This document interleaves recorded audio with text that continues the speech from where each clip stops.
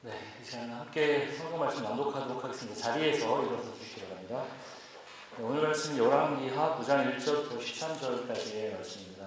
한 절씩 교독하도록 하겠습니다. 제가 먼저 읽겠습니다. 예언자 엘리사가 예언자 수련생들 가운데서 한 사람을 불러 말하였다. 너는 허리를 단단히 묶고 손에 이 기름병을 들고 길르앗의 라못으로 가보라.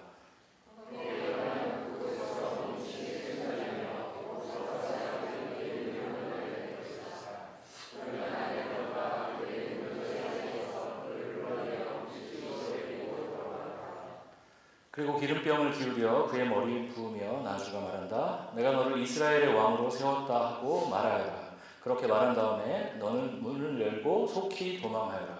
지체해서는 안 된다.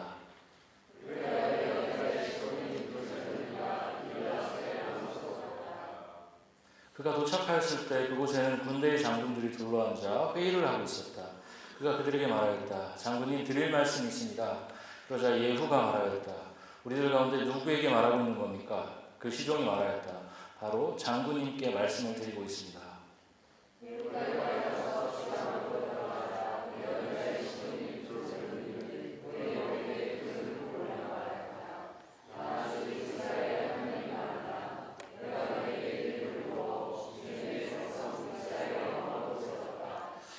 너는 내가 섬기는 상전 아합의 가문을 쳐라. 나는 내 종들인 예언자들의 피와 또 주님의 다른 종들의 모든 피를 이세벨에게 갚으려고 한다.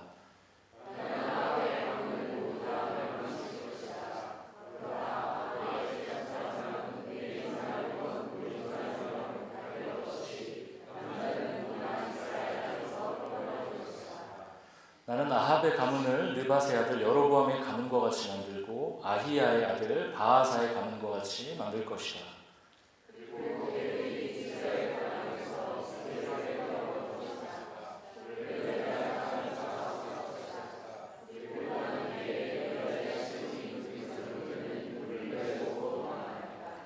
예후가 왕의 신하들이 있는 데로 나오자 한 사람이 그에게 물었다.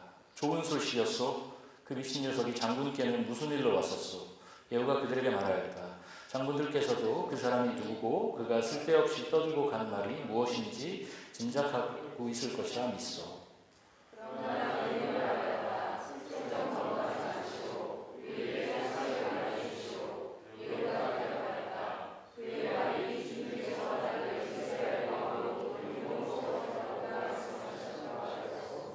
네, 같이 읽겠습니다. 그러자 그들은 황급히 일어나 각자 자기의 옷을 벗어서 성돌 위 예후의 발 아래에 깔고 나팔을 불며 예후께서 임금님이 되셨다 하고 외쳤다. 네, 읽어주시기 바랍니다. 그 PPT 넘길 때 안 쓰는 포인터 좀 주시면 혹시 주실 수 있을까요? 네, 저희가 갖고 온다는 게 좋거든요. 네, 저희가 지금 열왕기하의 말씀을 보고 있는데요. 네, 지난주에는 어떤 설교였죠? 지난주는 그 나병에서 치유받은 나아만 장군의 이야기를 통해 보냄받은 자의 삶에 대해서 말씀을 나눴습니다. 네, 맞습니다. 그냥 빨리 넘어갔을 거예요. 네. 예, 열왕서 보면 굉장히 흥미로운 이야기들이 많이 있어요. 오늘 이야기를 저도 이렇게 쭉 보면서 나는 예전에 열왕서를 읽었던가? 그래도 등록을 했었던 것 같은데 이런 얘기 다 처음 들어보는 것 같은 얘기들이 되게 막 좀 새록새록, 물론 예전에 읽어서 이런 일이 있었다 하지만 또 읽고 있다가 또 보다 보면 이런 얘기들이 있었구나 알고 싶은 얘기들이 참 많이 있습니다. 오늘 이야기도 저는 굉장히 흥미로웠거든요. 오늘의 이야기를 간단히 살펴보겠습니다. 네, 오늘 말씀을 읽었지만 제가 어제 부탁을 드렸지만 이 9장, 열왕기하 9장의 이 전반부 얘기를 간단히 요약해드리면 엘리사가 자신이 키우고 있는 예언자 수련생, 예언자 제자 중에 한 명을 부릅니다. 예언자를 키운다라는 것도 사실은 굉장히 재밌는 개념이긴 한데 어쨌든 자기가 훈련시키는 예언자, 제자들을 한 명 불러서 그에게 비밀 지령을 하나 내리죠. 뭐였을까요? 길르앗 라못이라는 곳으로 가라고 얘기하고 있어요. 길르앗 라못. 거기서 예후라는 사람을 만나래요. 예후. 예, 저 아는 그 형님 아들 이름이 예후거든요. 그래서 막 떠올랐는데 예후를 만나서 그를 만나거든 그를 어떻게 하라고요? 골방으로 데리고 가서 그의 머리에 기름을 붓고 그가 하나님이 세우신 이스라엘의 새로운 왕이다 라는 것들을 그에게 선포해 주라고 얘기합니다. 그리고 뭘 하라고 그러죠? 그 전에 당당했던 태도와는 반대로 그 즉시 도망가라. 반복해서 나오고 있습니다. 그 즉시 문을 열고 뒤도 돌아보지 말고 도망가라고 얘기하고 있습니다. 그 예언자 수련생은 오늘 이 본문의 그 엘리사의 그 명령에 대해서 어떻게 하죠? 정확하게 수행합니다. 예언자 수련생이 길르앗 라못에 도착했을 때 예후는 뭘 하고 있었을까요? 다른 장군들과 함께 회의를 하고 있었습니다.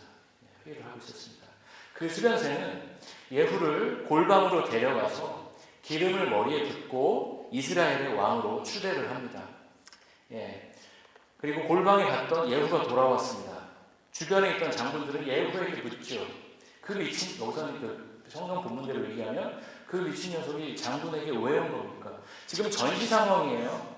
전시 상황이고 굉장히 지금 막 전장에서 치열한 논의가 되고 있는데 이상한 어떤 애가 와갖고 기름을 머리에 붓고 그런 일들을 한 거죠. 물론 그 다른 장군들은 못 봤지만 예후가 답을 하죠. 뭐라고 합니까? 하나님께서 그 수련생을 통해 나 예후를 이스라엘의 왕으로 기름 부어 세웠다라고 얘기하고 있습니다. 그래서 거기 있던 장군들은 각자 자기가 입던 옷을 벗어서 깔고 나팔을 불며 예후께서 임금님이 되셨다라고 외치고 있습니다.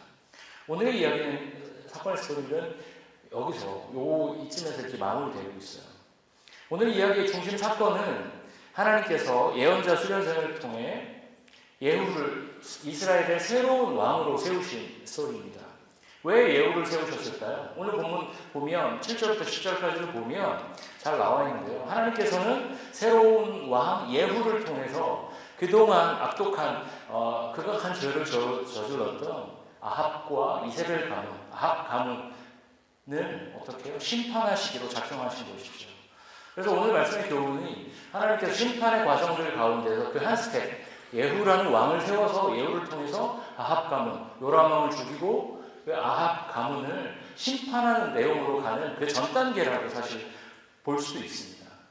그런데 저는 그리고 그 이후 본문, 오늘 9장 이후 본문 보면 예후가 왕이 되어서 이 아합 가문, 요람, 이런 사람들을 죽이고 아하시엘도 죽이고 이런 일들을 막 벌이거든요. 하나님의 심판이 악한 왕 아합에게 임하고 있는 장면들이 9장, 10장 이어져서 나옵니다. 오늘 본문 보면 이스라엘 역사에서 아합이라는 세력이 무너지고 예후가 새로운 시대를 열고 있다는 것들을 우리는 알 수 있습니다. 당연히 당시 이스라엘을 다루는 역사책이 있다면 역사의 주인공을 예후, 오늘 새롭게 등장하는 왕 예후로 설명할 겁니다. 그러나 저는 오늘 약간 다른 맥락으로 이 설교 제목이 뭐죠? 우리는 연결된 존재들입니다 라는 맥락으로 한번 살펴보려고 합니다. 오늘 저 설교의 제목대로 우리는 연결된 존재들입니다 라는 이 사건을 이 주제를 통해서 오늘 본문의 사건을 통해 연결된 존재가 한 명 있다라고 하면 누구를 떠올릴 수 있어요? 오늘 사건에서 연결하는 존재, 예언자 수련생이겠죠. 누가 누구를 연결하죠? 엘리사, 하나님의 명령을 얻은 엘리사와 예후를 연결하고 엮고 있습니다. 1절 같이 한번 볼까요? 1절. 같이 한번 읽어보겠습니다. 예언자 엘리사가 예언자 수련생들 가운데서 한 사람을 불러 말하였다. 너는 허리를 단단히 묶고 손에 이 기름병을 들고 길르앗의 라못으로 가거라. 여기서 허리띠를 매는 동작은 전투에 나가는 군사가 몸을 잘 움직이도록 준비하는 것입니다. 허리를 잘 묶는다는 표현, 그것을 상징하는 거고요. 따라서 이 1절에 허리띠를 단단히 묶으라는 명령은 이 제자에게 주어지는 명령이 단순히 뭐 택배 하나 시키고 편지 하나 시켜갖고 딜리버리 하나 하고 와. 저도 예전에 인스타카트 열심히 했지만 뭐 이렇게 배달하듯이 여기 갔다 저기 갔다 계속 그냥 이렇게 배달하는 그 정도의 임무가 아닙니다. 굉장히 위험하고 중요한 명령이라는 것을 알고 수 있습니다. 당시 북이스라엘 왕 요람이었거든요. 요람이 시리아 왕 하사엘에 맞서서 요단 동편의 길르앗 라못에서 전쟁을 벌이는 중이었습니다. 그러나 요람 왕은 부상을 당해서 이 길르앗 라못에서 서편으로 와서 72km 정도 이렇게 서편으로 가면 이스르이라는 지역이 있습니다. 거기서 이제 치료를 받고 있는데요. 예. 그리고 나머지 이 지도를 한번 보여주시면, 예. 여기가 라못 길르앗입니다. 여기에서 지금 회의를 하고 있었던 것이죠. 그런데 어디로 갑니까? 예. 그 요람 왕은 여기서 싸우다가 부상을 당하죠. 그래서 예스르엘이라고 썼는데요. 이스라엘 지역으로 이동해서 치료를 받고 있는 것입니다. 그런데 엘리사의 명령을 받은 그 예언자 수련생이 이 라못 길르앗에 가서 여기 있는 예후와 장군들의 미팅에 참여한 것이죠. 그곳에서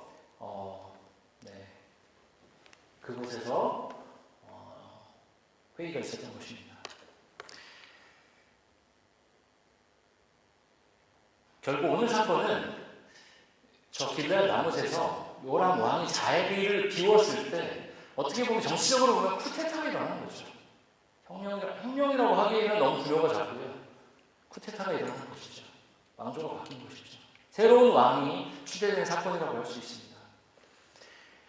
예, 전시 상황에서 예언자 수련생에게 새로운 왕을 세우는 임무가 주어졌어요. 아마도 엘리사는 자신이 키우는 수련생들 중에서 가장 똘똘하고 명석한 사람을 보냈을 겁니다. 오늘 본문에서는 이 수련생이 임무를 마치자마자 즉시 도망가라고 말합니다. 저는 즉시 도망가라는 이 표현을 보면서 엘리사가 이 수련생을 굉장히 아끼고 있다는 마음이 들었어요. 그리고 이 수련생이 혹여 이거 어떻게 갇히면 어떡하지? 얘가 죽으면 어떡하지? 그런 마음, 걱정을 하고 있다는 느낌이 들었는데요. 저는 이런 말씀을 보면서 그런 상상을 또 약간 뚱딴지 같은 상상일 수도 있는데, 원래 이 미션이 수련생이 아니라 엘리사에게 직접 주어졌던 건 아닐까? 아니겠죠. 그렇지만 저는 그 말씀을 보면서 상상을 했었습니다. 왕을 바꾸는 것 정도면 되면 엘리사가 나서야 되는 거 아닌가? 음모론입니다. 저의 음모론이죠. 그만큼 위중한 임무가 이 수련생에게 맡겨져 있습니다. 예, 어떻게 되죠? 중간에 보면 이 수련생은 미친 사람 아니야? 라는 평가를 들을 만큼 어려운 시절도 겪지만 자신에게 주어진 미션을 거부하지도 않고요, 성실히 수행합니다. 오늘 설교 제목처럼 연결된 존재로서, 엘리사와 예후를 잇는 연결된 존재로서 임무에 충실합니다. 저는 이 본문을 보면서, 이 본문을 계속 묵상하면서 이 본문에 등장하는 수련생이 타문화권에 파송된 선교사님 같다는 생각을 많이 했어요.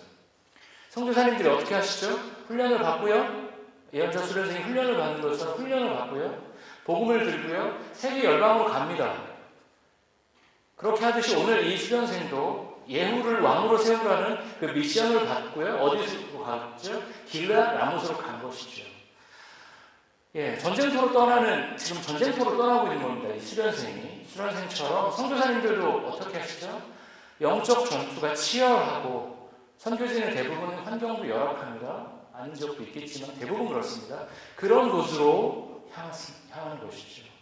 아마도 엘리사와 그 외 나머지 수련생들은 이 임무를 부여받고 가는 수련생들을 향해 중보기도를 해줬을 겁니다.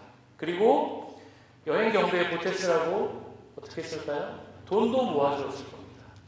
그리고 그 임무가 마침내 다 성취되었다고 느꼈을 때 어땠을까요? 환호성을 지르며 기뻐했을 겁니다. 와, 너무 잘됐다. 너가 죽지 않고 그 임무를 다 완수했구나. 너무나 큰 일을 했다라고 생각했을 겁니다. 우리가 선교사님들을 주빌교회는 단독 파송한 적은 없지만 기도도 하고 기도 편지도 소액이지만 후원도 하고 기도 편지도 받습니다. 여기 김동현 형제님도 계시지만 태국에서 사역하셨죠. 기도 편지 꾸준히 보내주셨어요. 잘 정리해서. 제가 주보를 오랫동안 했을 때 항상 기도 편지를 볼 때마다 그 선교지에서 보내주시는 소식들 보면서 저도 굉장히 많이 감동을 받은 적이 많이 있었습니다. 오늘 이 본문에 등장하는 인물들이 바로 그런 느낌이었을 겁니다. 그 수련생들 중에 한 명을 뽑아서 보냈어요. 이 사람을 다시 볼 수도 있을지 못 볼지도 모르는 위험한 전쟁을 보냅니다. 그리고 그 임무를 마치고 돌아왔습니다. 그러니까 그 임무를 이루었구나. 너무나 감동적이었을 것입니다.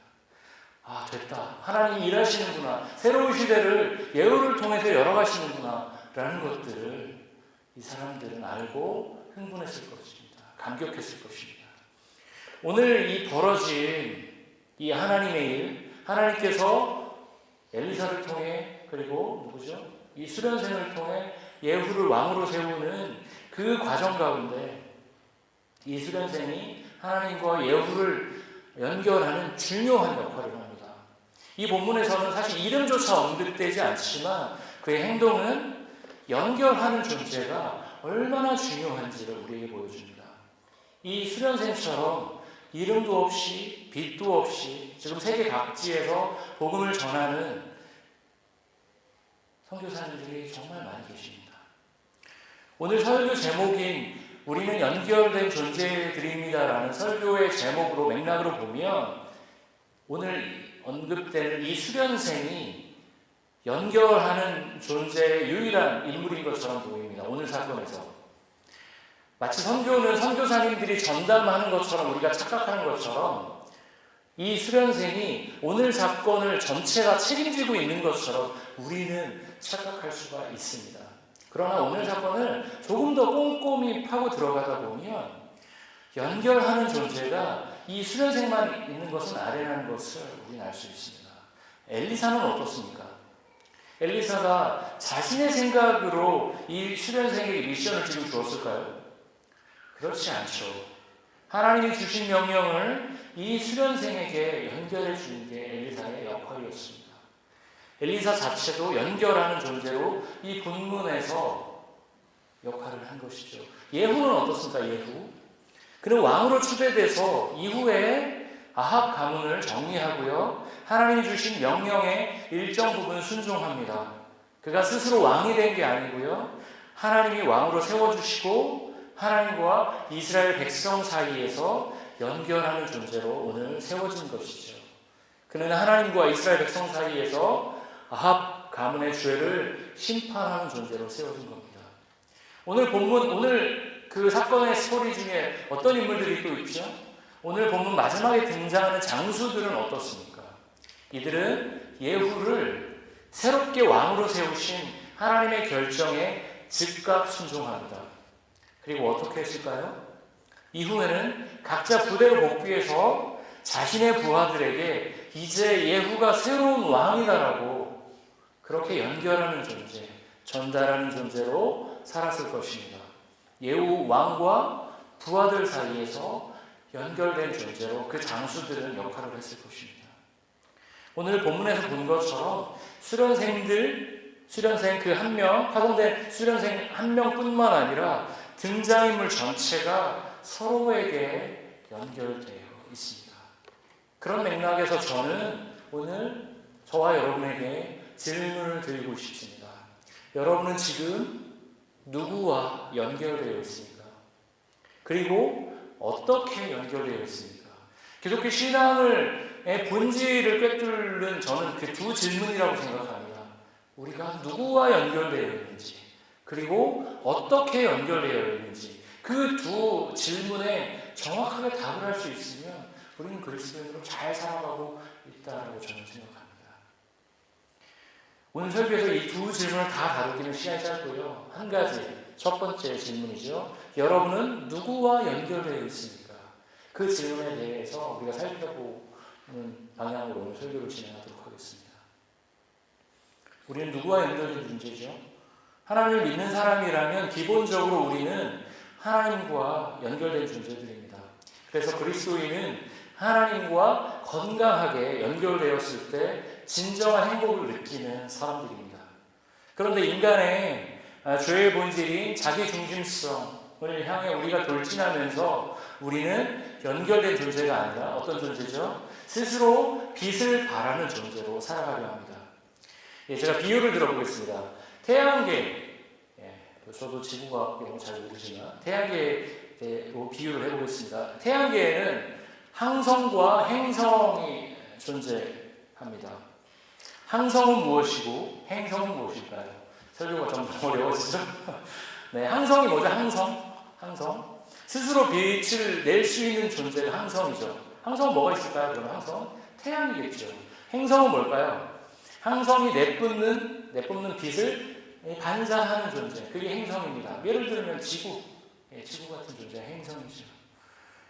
갑자기 지구와 관련된 얘기를 해서 죄송하지만 제가 지구와 관련된 부분에 약간 트라우마가 있어요. 고등학교 때 제가 지구과학 혼자 예습을 해서 어느 정도 정리하고 가서 지구과학 선생님의 설명을 들으면 오히려 더 헷갈려져요. 그래서 저희 애들이, 학생들이 그 선생님의 수업을 듣는 것처럼 하면서 들으면 안 돼요. 그럼 더 헷갈려져요. 그래서 제가 수능 때 지구과학을 망했거든요, 결국에. 제때 수능이 굉장히 지구과학이 어려웠습니다. 그 몇 문제는 약간 그런 생각을 많이 했었는데요. 어쨌든 다시 돌아와서 항성과 행성 얘기로 다시 돌아오면 스스로 빛을 내는 존재가 태양 같은 존재가 항성이고요. 빛을 반사해서 반짝이는 다른 별들이 행성이죠. 그럼 지구도 역시 행성이죠. 그렇다면 달은 뭘까요? 항성일까요? 행성일까요? 큰 맥락으로 보면 너무 초보적인 질문이죠. 행성이겠죠. 그렇지만 더 디테일하게 가면 이건 지구를 도는 위성, 지구의 위성이다. 지구를 돌고 있으니까요. 그렇게 얘기하죠. 달빛이 아무리 달이 밝아도 스스로 빛을 내는 존재는 아니잖아요.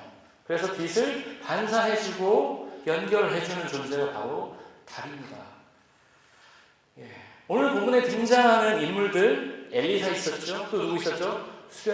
수련생, 그리고 다른 장군들 모두 오늘 행성과 항성에 비유하자면 달과 같은 존재예요. 스스로 빛을 내는 존재가 아니라 나에게 빛을 다른 이들에게 전달하고 연결하는 존재예요.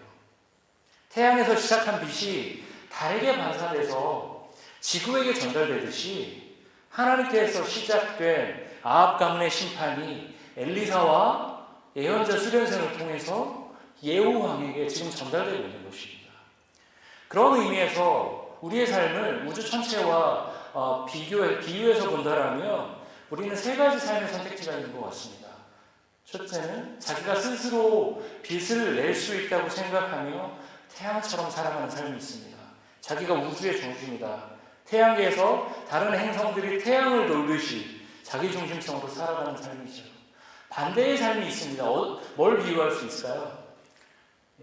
운석들이죠. 우주를 떠다니는 돌덩어리들. 태양처럼 살아가는 삶 반대쪽에는 그런 이름 없는 운석들이 있습니다. 스스로를 어떻게 규정하죠? 나는 이름도 없어. 난 아무 존재감이 없어 라고 생각하는 삶이죠. 이름으로 불려지지도 않고 수많은 우주의 운석 중에 하나로 떠돌아다니다가 다른 별, 지구 같은 별에 부딪혀서 빛도 없이 사라지고 마는 게 나 같은 존재들이야라고 얘기하면서 스스로를 비관하는 것이죠. 그렇게 그런 행성들과 부딪혀서 사그러지는 존재로 스스로를 인식하고 살아가는 삶이죠. 태양과는 정반대. 태양은 다른 모든 행성들이 태양을 중심으로 돌잖아요.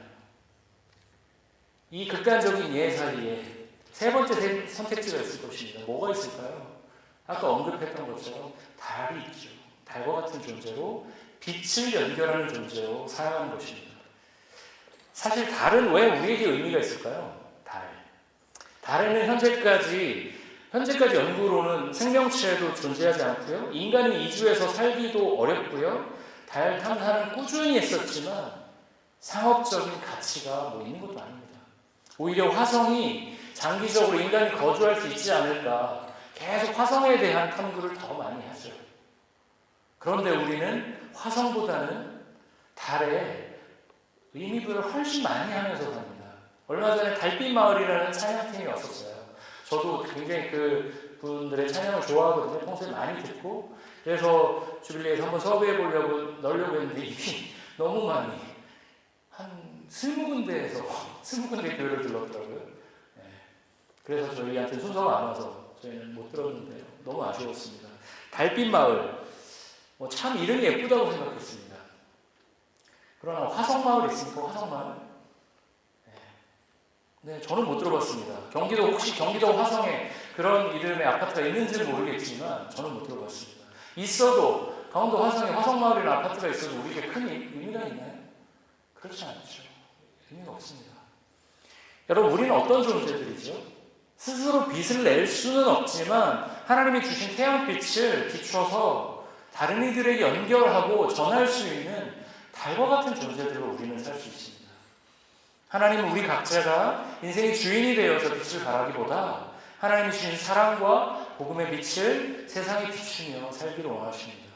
그런 의미에서 우리는 서로를 비추고 연결된 존재로, 달과 같은 존재로 서로를 은은하게 비추며 살아갈 수 있습니다. 성경 66권 전체는 하나님께서 비추는 빛을 자신의 온 생애를 다해 다른 이들에게 비추는 사람들의 이야기로 가득 차 있습니다. 그들 누구도 스스로 빛을 발하지 않았습니다. 이 땅에 오신 성자 예수님마저 스스로 빛을 발하기보다 성부 하나님께서 설계하신 십자가라는 곳에서 복음의 빛을 비추시고요, 우리를 성부 하나님과 연결해 주시는 그 연결자로, 연결된 존재로 살다 가셨습니다.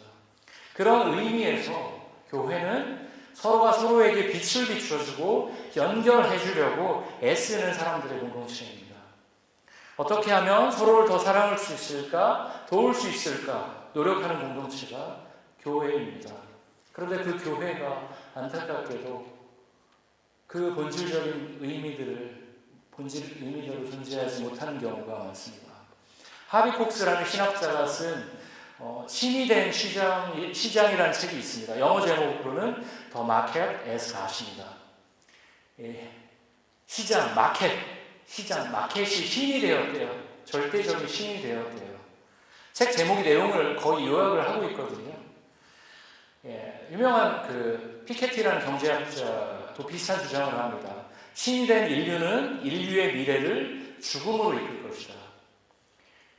마켓이 절대 기준이 되었고 우리의 모든 판단의 기준이 되었기 때문에 그것이 인류의 미래를 죽음으로 이끌 것이다 라고 피케티라는 유명한 경제학자가 얘기합니다. 인류가 결국 믿게 되는 신은 마켓이라는 신이고 그 신이 인류를 위협한다는 얘기죠. 저는 이 주장을 100% 다 수용하지는 않고요. 책 중간중간에 보면 동의하기 어려운 내용도 있습니다. 그러나 교회가 시장의 압력에 이미 항복했다는 주장에는 동의가 됩니다. 흔히들 이렇게 얘기를 많이 합니다. 현대의 많은 교회들이 양질의 기독교 콘텐츠를 생산하는 공급자로서 자리하고 일반 성도들은 양질의 기독교 콘텐츠를 구독하는, 서브스크라이브하는 의미의 성금을 낸다. 이게 지금 교회의 현실이다라고 안타까워하는 신학자들이 많이 있습니다. 모든 교회들이 다 이렇다는 것은 아니고 그렇지만 많은 교회의 현실들이 이렇죠. 교회의 본질이 좋은 콘텐츠를 제공하는 넷플릭스 같은 OTT 채널이 아니잖아요. 하나님께서 선물해 주시는 구원의 은혜를 마치 달과 같이 서로에게 비춰주며 서로가 연결된 그곳이 바로 교회입니다. 신약 성경에서 연결되는 존재로서의 의미에 대해서 가장 잘 다루고 있는 본문은 바로 요한복음 15장입니다. 요한복음 15장 1절부터 5절까지를 우리가 눈으로 한번 쭉 읽어보면 좋겠습니다. 우리가 익숙하게 조금 비교적 많이 들어본 본문이죠. 2절 보여주시죠. 3절, 4절 머물러 있으라고 예수 그리스도 안에, 포도나무인 예수 그리스도 안에 머물러 있으라고 얘기하고 있습니다. 머물러 있지 않으면 열매를 맺을 수 없다. 그리고 5절, 나는 포도나무에 너희는 가지니 너희는 나를 떠나서는 아무것도 할 수 없다라고 비유적이지만 아주 명확하게 우리가 연결된 존재로 살아야 됨에 대해서 15장에서 아주 명확하게 얘기를 하고 있습니다. 예수님께서는 스스로를 여기서 뭐라고 말씀하시죠? 포도나무라고, 그리고 우리를 가지로 말씀하셨습니다. 그리고 농부를 성부 하나님으로 묘사합니다. 예수님 스스로를 연결된 존재로 말씀하시죠. 예수님께 연결된 존재는 5절에서 얘기하는 것처럼 열매를 맺을 수밖에 없죠. 제가 예전에는 저 가지라는 표현을 보면서 저는 쓸데없는 것에 자존심 상한 경우가 있는데 내가 잔가지야? 약간 이런 생각을 한 적이 있었거든요. 뭐든 주도하고 싶나 봐요. 저의 주도성이 여기서도 드러났었는데 제가 이 말씀을 묵상하고 저희 뒷뜰에 포도나무가 있거든요. 포도나무를 보다가 제가 무릎을 탁 쳤습니다. 포도는 어디서 열릴까요? 잔가지에서 열립니다. 큰 줄기에서 열리지 않아요. 결코. 순이 하나씩 뻗어날 때 그 끝에서 바로 열매가 열립니다. 우리가 농부가 아니고 포도나무 줄기가 아니라서 스스로 빛을 내는 태양이 아니라서 실망할 필요가 없습니다. 우리는 예수님께 속된 말로 빨대를 꽂듯이 연결된 작은 가지로만 존재한다면 우리 삶에서는 열매가 맺힐 수밖에 없습니다. 이번 말씀 집회를 준비하면서 이거 밖에 있는 거 보셨죠? 네, 열매 맺다라는 프로젝트를 시작합니다.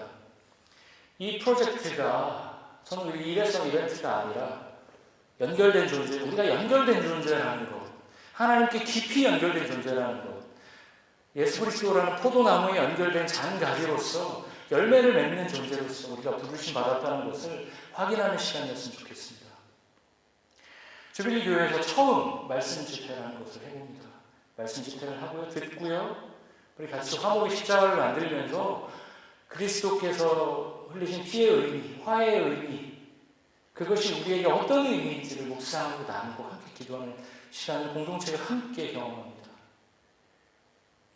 이 시간이 우리의 이중적 연결된, 내가 하나님과 연결되고 내가 옆에 있는 이웃과 연결되었다는 것들을 선명하게 깨닫는 시간이 되기를 기도합니다. 제가 이제 설교를 마무리하려고 하는데요. 오늘 본문은 어떤 이야기였죠? 이름 모를 수비원생이 엘리사의 명령을 받고 예후를 왕으로 세우는 아주 어떻게 보면 심플한 이야기입니다. 오늘 본문은 각자의 자리에서 연결된 존재로 하나님과 그리고 다른 이들과 연결되어 살아왔던 사람들의 이야기를 채우고 있습니다. 그 수련생뿐만 아니라 엘리사도 마찬가지로 하나님과 이 수련생을 연결했고요. 예후도 마찬가지죠. 그 장군들도 마찬가지죠. 우리는 무엇보다 하나님께 연결된 존재들입니다. 우리는 스스로 빛을 발할 필요가 없습니다. 우주를 떠도는 이름 없는 운석처럼 찌그러져 살 필요도 없습니다. 나 왜 사람들이 안 알아주지? 지금 나 무시하는 거야? 라고 스스로를 자기 비하할 필요도 없습니다. 우리에게 필요한 것은 하나님이 오늘도, 제가 오늘 사실 내 영혼의 햇빛 비치니를 선곡하면서 햇빛이 쫙 비치기를 원했는데 오늘은 햇빛이 안 비치지만 내일은 또 하나님이 주시는 햇빛이 우리에게 드리워지잖아요. 우리에게 필요한 것은 하나님이 주시는 사랑과 은혜의 빛을 그저 누리며 그저 감사함으로 누리는 것입니다. 그리고 그 빛을 자연스럽게 옆에 있는 사람에게 우리 달이 된 것처럼 자연스럽게 반사해 주는 거예요. 우리 추석 지난 지 얼마 안 됐죠? 여기서 달은 저는 북미에 와서 깜짝 놀라 달이 그렇게 큰지 몰랐습니다. 슈퍼문이 아니어도 한국에서 보던 달보다 훨씬 크죠. 우리는 달을 보면서 이제 우리는 뭘 묵상해야 될까요? 달과 같이 살아야겠다. 내가 태양처럼 스스로 빛을 발하지 않더라도 저 빛, 수억 광년을 걸쳐서 태양이 쏜 빛이 저 달에 반사돼서 나에게 오듯이 나도 하나님께서 나에게 주신 그 은혜의 빛을 주변에 반사하면서 살아야겠다라고 우리는 달을 보면서 묵상해야 할 것입니다. 그것이 우리가 있어야 될 은혜의 자리, 달빛 마을의 자리, 주빌리 교회의 자리입니다. 그 연결하는 자리, 연결된 존재로 살아가는 그 자리가 항상 기쁜 자리는 아닙니다. 어제 점심에 저희가 울타리 지기 모임을 했습니다. 한 4시간 정도 했는데요. 거기에 오신 분들 다 아시겠지만 나름대로 빡세게 살고 있는 랭킹을 따지면 탑3, 탑5 안에 들으실 만큼 다들 풀타임으로 일하시고 힘들게 사시는 분들입니다. 시간을 쪼개서 그 피곤한 몸을 이끌고 그 자리에 오셨습니다. 제가 그분들을 보는데 참 애쓰신다 이런 마음이 진짜 마음 깊은 곳에서 들었습니다. 울타리 지기로서 울타리 멤버와 연결된 그 자리, 중간에 역할을 해야 되는 그 자리가 쉽지 않고 에너지를 써야 하고 때로는 아쉬운 얘기를 해야 되는 그 자리가 어렵습니다. 그렇지만 그 자리가 은혜의 자리라는 것을 알기 때문에 그분들은 어째 저희 집에 오셨겠죠. 저는 그렇게 믿습니다. 이 연결됨의 은혜가 우리 모두에게 주빌리 교회에 충만하기를 기도합니다. 이 자리는 소수의 자리, 저만의 자리, 여기 리더들 몇 명의 자리가 아니라 우리 모두가 함께 누리고 경험해야 될 은혜의 자리입니다. 그 자리에 함께 동참하시는 저와 여러분 되시기를 기도합니다. 네, 말씀을 마치도록 하겠습니다.